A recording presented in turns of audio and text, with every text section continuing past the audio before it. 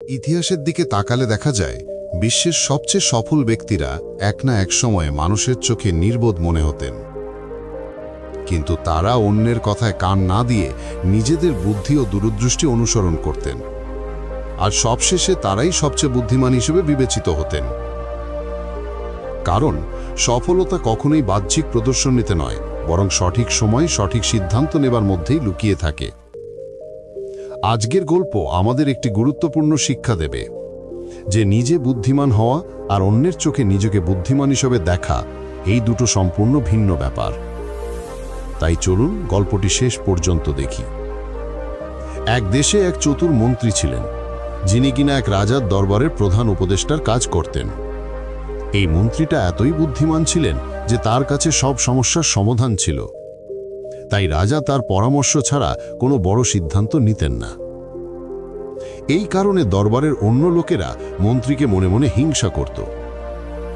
একদিন রাজা মন্ত্রীকে বললেন, তুমি খুব বুদ্ধিমান, কিন্তু তোমার ছেলে একদম নির্বোধ এবং তার কোনো জ্ঞান নেই। মন্ত্রী এই কথা শুনে একটু খুশি হলেন না এবং জিজ্ঞাসা করলেন, মহারাজ, আপনি কেন এমনটা বলছেন? আপনি কেন মনে করেন যে আমার ছেলে নির্বোধ? রাজা বললেন, প্রতিদিন সকালে যখন আমি গ্রামের রাস্তায় জনগণের সাথে দেখা করতে যাই, তখন তোমার ছেলে সেখানে থাকে। আমি তাকে প্রতিদিন জিজ্ঞাসা করি সোনার মূল্য বেশি নাকি রূপা, এবং প্রতিদিন সে উত্তর দেয় রূপা। এই কথা শুনে দরবারের সবাই হাসতে লাগলো আর মন্ত্রীর মন খারাপ হয়ে গেল।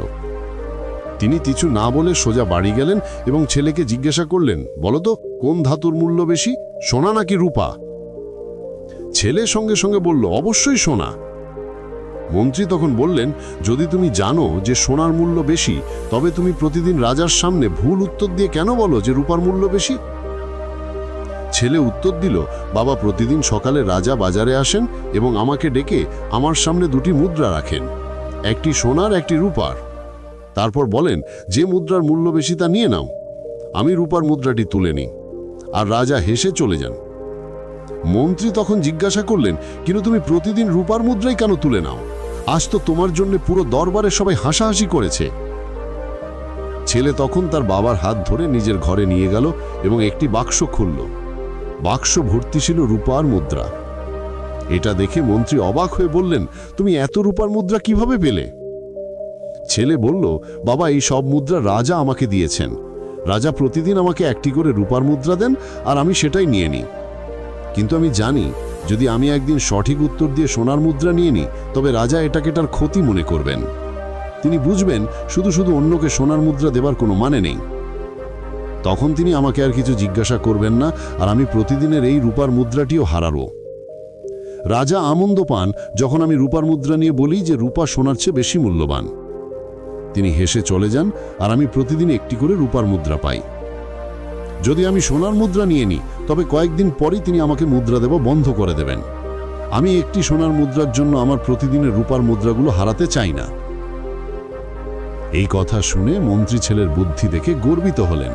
তিনি বুঝতে পারলেন, যদিও সবাই তার ছেলেকে নির্বোধ বলে মনে করে, আসলে তার ছেলের বুদ্ধি কেবল একজন জ্ঞানী মানুষই বুঝতে পারবে। এরপর থেকে যখনই কেউ মন্ত্রীর ছেলেকে নির্বোধ বলতো, তিনি মৃদু হেসে চলে যেতেন। বাস্তব জীবনে তোমরা নিশ্চয়ই লক্ষ্য করেছ, কিছু মানুষ অল্প কাজ করেও বড়াই করে, আর কিছু মানুষ বিশাল কাজ করেও প্রচার করে না।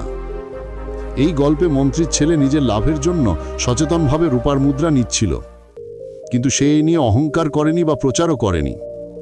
যদি তুমি জানো যে তুমি যা করছো তা ঠিক, তাহলে অন্যরা তোমাকে নির্বোধ বা পাগল বললেও কিছু যায় আসে না। কারণ তুমি জানো একদিন আসবে যেদিন তুমি এই সাধারণ মানুষ থেকে অনেক এগিয়ে যাবে।